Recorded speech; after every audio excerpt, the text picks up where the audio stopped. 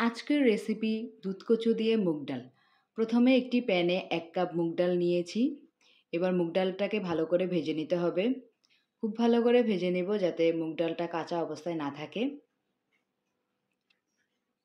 মুগ ডাল ভাজা হয়ে গেলে এবার একটি পরিষ্কার পাত্রে মুগ ডালটা ঢেলে পানি দিয়ে মুগ ডাল ধুয়ে নেব।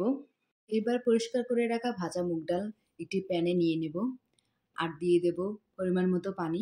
আমি এখানে ২ গ্লাস পানি ইউজ করেছিলাম। এখন দিয়ে দেব পরিমাণ মতো লবণ আর ৪ থেকে ৫টা কাঁচা লঙ্কা। এবার ঢাকা দিয়ে দেব। ১৫ মিনিট পর মুগ ডাল সিদ্ধ হয়ে গেলে মুগ ডালটাকে নেড়ে চেড়ে একটি পরিষ্কার পাত্রে ঢেলে রেখে দেব। এবার প্যানে পরিমাণ মতো তেল গরম করতে দেব।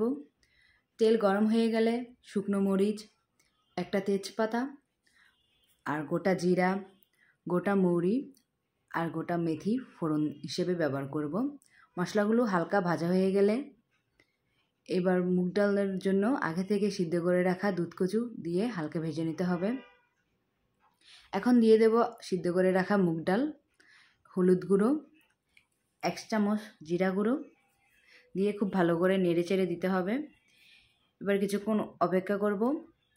যখন মুগ ডাল একটু সিদ্ধ হয়ে আসবে তখন ১ চামচ চিনি দিয়ে ঢাকনা দিয়ে দেব। এভাবে কিছুক্ষণ অপেক্ষা করার পর ঢাকনা খুলে তৈরি হয়ে যাবে আমাদের দুধকচু দিয়ে মুগ ডাল রেসিপি। রেসিপিটা ভালো লাগলে